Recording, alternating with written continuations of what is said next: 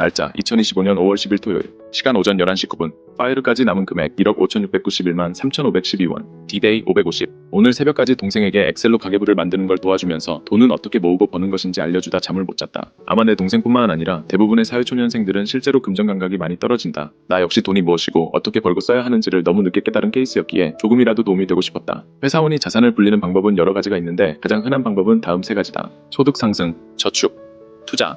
어릴 적 가난했던 나는 단순히 많이 벌고 적게 쓰고 남은 돈을 모으면 자산이 늘어나겠지 라고 생각했다. 꼭 틀린 말은 아니지만 지금의 나는 그것이 왜 가난한 사람이 계속 가난하게 되는지를 설명하는 사례라는 걸 알게 되었다. 그 이유는 크게 두 가지다. 인플레이션, 복리.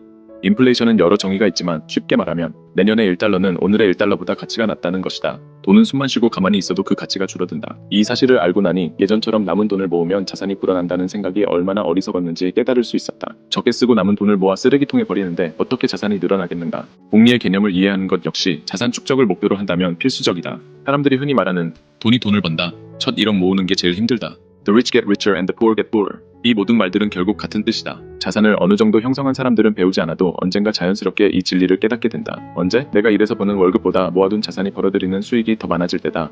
예를 들어 10억 원의 현금을 단순 4% 이자로만 굴려도 연 4천만 원, 월 330만 원, 세후 약 290만 원 정도의 소득이 생긴다. 대기업 초봉이야 4,200만 원 이상이지만 중소기업이라면 월 290만 원을 받으려면 최소 4부터 5년은 걸릴 것이다. 물론 이건 보수적인 4% 이자 기준이고 주식, 채권 등으로 더 높은 수익을 낼 수도 있다. 10억 원을 은행에만 넣어둬도 숨만 쉬면서 대기업 초봉 혹은 중소기업 4년차 대리 연봉만큼의 소득이 생긴다는 얘기다. 여기에 일을 계속한다면 소득은 그 이상이 될 것이다. 이런 이야기를 하면 대부분 사람들은 그래서 10억을 어떻게 모으는데? 라고 부정적인 태도를 보인다. 하지만 중요한 건 복리의 개념이다. 투잡을 하든 허리띠를 졸라매든 어떻게든 이를 악물고 첫 1억을 모으기만 하면 그 다음 1억을 모으는데 걸리는 시간은 말도 안 되게 줄어든다. 내가 직접 일해서 버는 소득과 내 돈이 벌어오는 소득을 꾸준히 매달 매년 복리로 굴리다 보면 고작 몇 년 안에 첫 1억을 모을 수 있다. 그리고 이후에 2억, 3억, 5억, 10억은 사실상 시간 문제가 된다. 4% 복리 예시, 매달 같은 금액을 저금해도 결과는 기하급수적으로 차이난다. 이 복리와 투자의 개념을 익히고 결국 일을 줄이거나 그만둬도 내 돈이 돈을 벌어오는 구조를 만들게 되면 우리는 파이어에 도달하게 된다. 나를 포함해 30부터 40배의 파이어를 달성한 사람들 대부분이 이런 과정을 밟았다.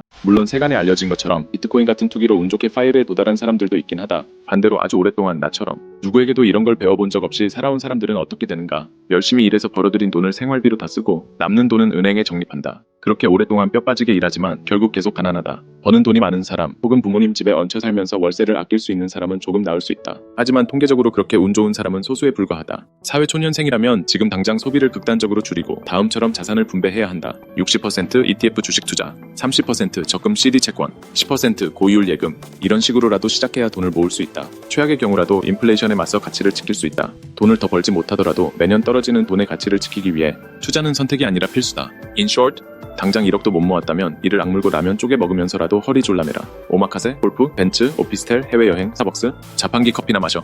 여기까지